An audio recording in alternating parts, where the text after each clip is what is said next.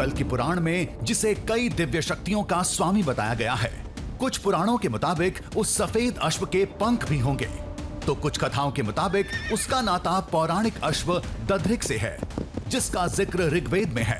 दधृक को दुनिया का पहला घोड़ा माना जाता है।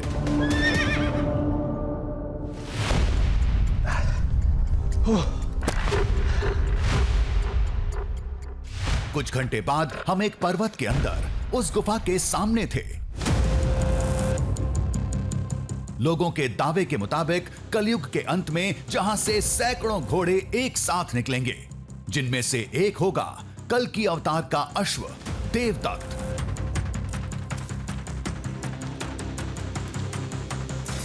अरे, मुझे लग रहा है कि मैं उस मुहाने पर पहुंच चुका हूं, जिसको लेकर लोगों का कहना है कि घोड़ों की फौज जहां से आ सकती।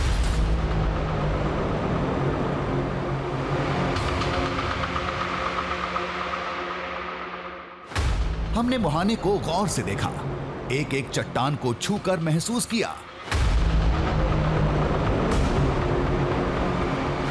यकीन नहीं हो रहा था, क्या ये वाकई वही कंदरा थी? शायद ये चैम्बर हो सकता है जिसे लेकर लोगों का दावा है कि अंदर घुसने के बाद आपको आवाजें सुनाई देती हैं, घोड़ों के दौड़ने की, चलने की। लेकिन ये पॉसिबल कैसे है?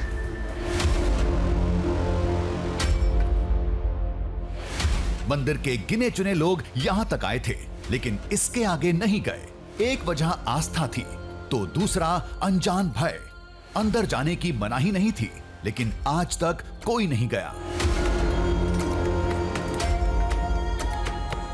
मैं समझ नहीं पा रहा हूं अंदर जाना चाहिए या नहीं, या हमें एक बार बाहर जाकर पता करना चाहिए और फिर अंदर आना चाहिए।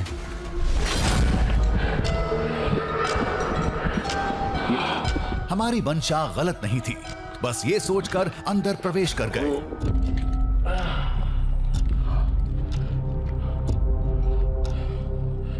पहली बार कोई इंसान इस पौराणिक कंदरा में चहलकदमी कर रहा था।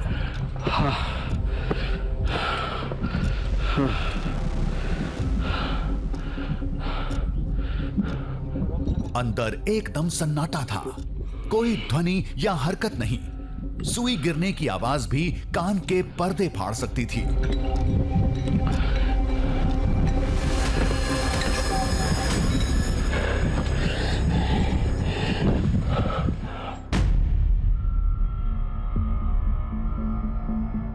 लोगों ने कहा था, सैकड़ों घोड़ों के दौड़ने की आवाज सुनाई देती है। हमें ऐसा कुछ महसूस नहीं हुआ। कोई आवाज नहीं।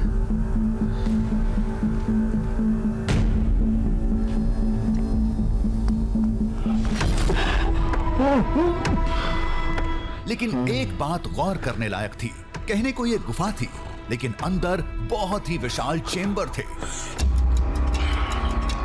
ओह, अनबिलीवेबल! एक साथ सैकड़ों घोड़े खड़े हो सकते थे।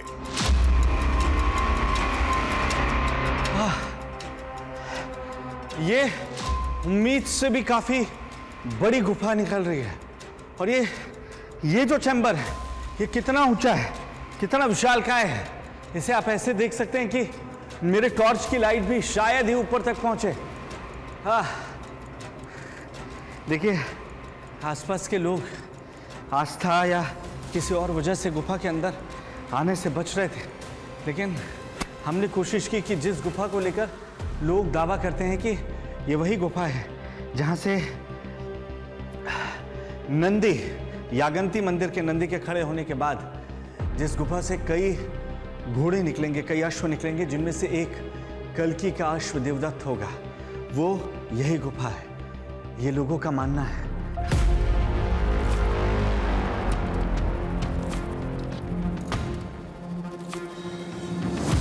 लोगों के मुताबिक ये भविष्य की कंदरा है, जिसकी कहानी कलयुग के अंत से शुरू होगी। फिलहाल तो यहाँ सदियों पुरानी चट्टानों के सिवाय कुछ नहीं था।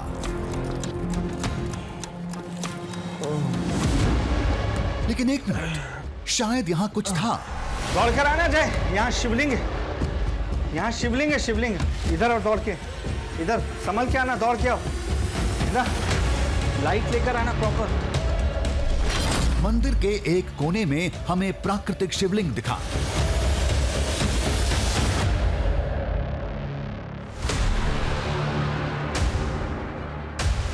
ऐसा लग रहा है जैसे शिवलिंग यहाँ पर है।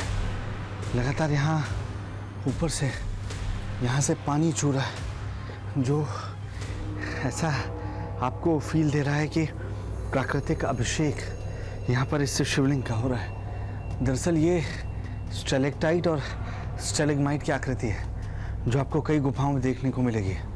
मैंने ऐसा देखा है छत्तीसगढ़ के बस्तर में कोटुमसर गुफा में भी इसी तरीके की शिवलिंग की आकृति स्टेलेक्टाइट और स्टेलेग्माइट, यानी जो चूने के पानी के रिसाव से आकृतियां बनती हैं उसकी वजह से।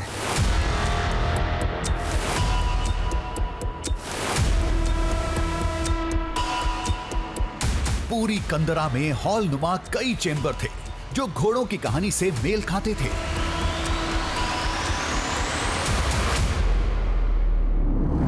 लेकिन हमें और कोई निशानी या साक्ष्य नहीं दिखे, तो हम कंदरा से बाहर आ गए और वापस उसी जगह पहुंच गए जहां से ये सफर शुरू हुआ था।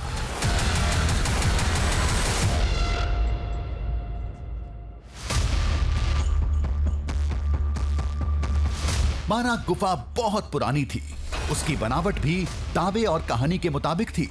एक प्राकृतिक शिवलिंग भी था, लेकिन ऐसे तो देश में कई कंदराएं होंगी।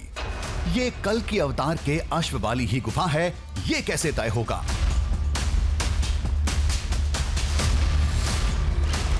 कुछ स्थानीय लोगों ने हमें लताड़ा, खरी खोटी सुनाई, कहा कि जो भविष्य में होना है वो अभी कैसे दिखेगा।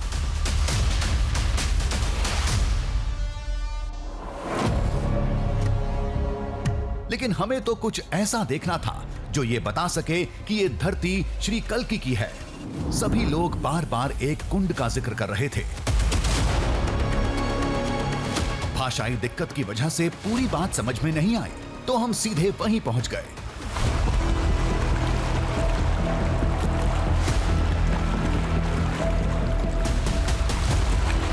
लेकिन यहां तो कुछ नहीं था।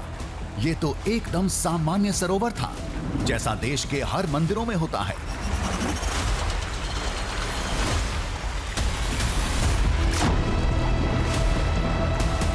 यहां भविष्य की घटना का कौन सा साक्ष्य या संकेत छुपा था? जब जानने की कोशिश की तो वही घिसी पिटी कहानी सुनने को मिली जो सैकड़ों बार सुन चुके थे। बहुत पुराना कुंड है।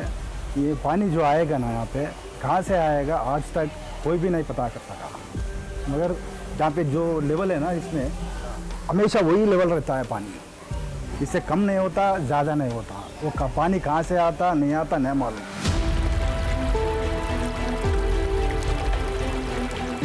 लेकिन कुछ तो होगा, तभी लोग बार बार इसका नाम ले रहे थे। लेकिन यहां किसी को कुछ पता नहीं था। हम कुंड के करीब गए, एकदम पानी के पास।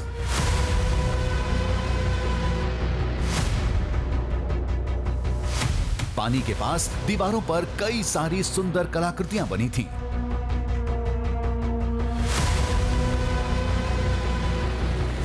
और इसके चारों तरफ तमाम आकृतियां उकेरी गई हैं, जो बताती हैं कि किस तरीके से ऋषि अगस्त्य यहाँ पर आए थे, क्या समस्याएं हुई, किस तरीके से उन्होंने आराधना की। ब्रह्मा विष्णु महेश, हर एक कहानी यहाँ पर आपको इन दीवारों पर इस तरीके से उकेरी हुई नजर आती है।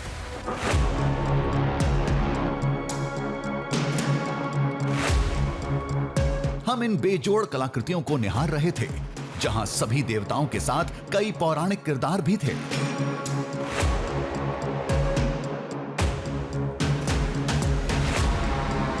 तभी एक आकृति देख हम चौंक पड़े। यहाँ बहुत सारी कलाकृतियां बनी हुई हैं। एक सेकेंड, नहीं ये नहीं, ये देखना, ये थोड़ा करीब से दिखाना अजय।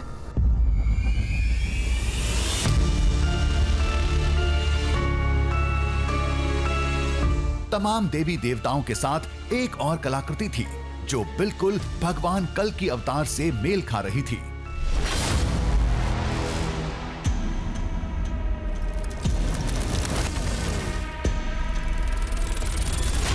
ये अश्व पर सवार हाथों में तलवार लिए जैसे किसी युद्ध की ओर जा रहे हैं, और ये बिल्कुल वैसा ही लग रहा है जैसा हमने आज तक कल्कि का वर्णन देखा और सुना है।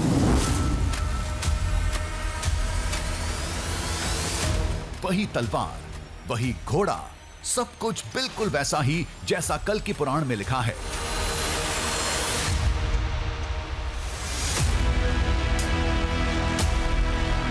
यहां कई सारी कलाकृतियां थीं, लेकिन अश्व पर सवार एक योद्धा की केवल एक ही आकृति थी। क्या ये श्री कल्कि ही थे? ये कहानी समझ पाना आम आदमी के बस की बात नहीं है, लेकिन मुझे जो लग रहा है, क्योंकि इस मंदिर में हर किसी की जुबान पर एक कहानी है कि कल्कि अवतार को जो उनका वाहन है वो इसी जगह पर मिलेगा, यानी इसी मंदिर से वो वाहन उन्हें प्राप्त होगा।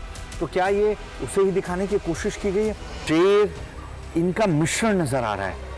ये क्या दिखाने की कोशिश है? क्या जो कहानी लोग यहाँ बता रहे थे वो यहाँ हजारों साल पहले उकेर दी गई है?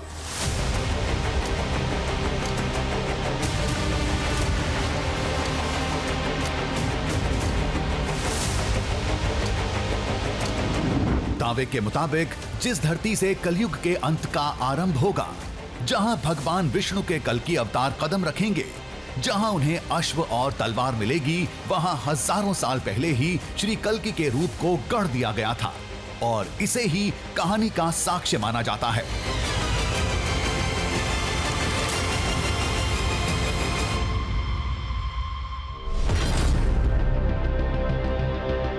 क्या एक छोटी सी कलाकृति इतने बड़े दावे का साक्ष्य बन सकती है? क्योंकि ज्यादातर लोग कल्कि अवतार की अवधारणा पर ही सवाल खड़े करते हैं, क्योंकि इनकी वेशभूषा समय से मेल नहीं खाती। लेकिन जानकारों के मुताबिक पुराणों का लेखन सीधा और सरल नहीं, बल्कि प्रतीकात्मक होता है। उसमें दो प्रतीक जो बताए गए हैं कि श्वेत अश्व और खड्ग तलवार, इसके साथ भगवान कल्कि का प्रादुर्भाव होगा। श्वेत अश्व शांति का प्रतीक है, वहीं जो खड्ग है वो शौर्य का प्रतीक है।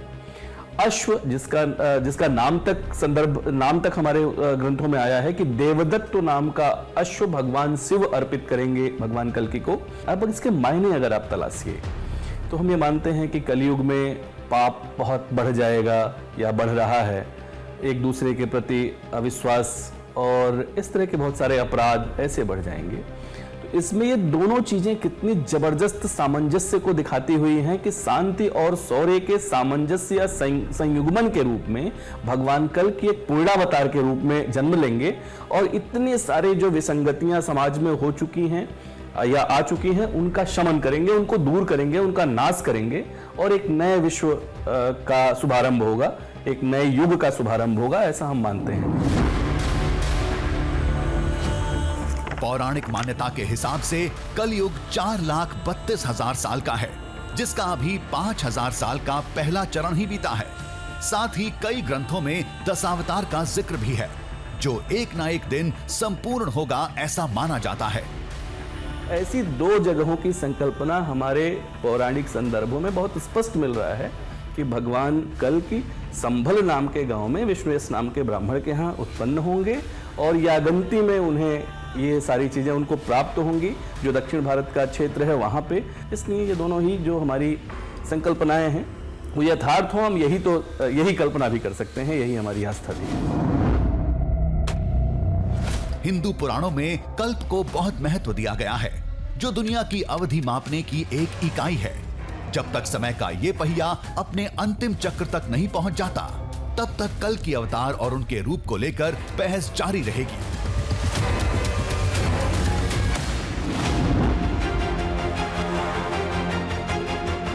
साथ ही जारी रहेगी हमारी कोशिश, बिना रुके, बिना थके, चुनौतियों की परवाह किए बगैर कोने कोने से खोज कर लाते रहेंगे भारतवर्ष की अनदेखी जगहों, अनसुनी कहानियों का एक नया दृश्य।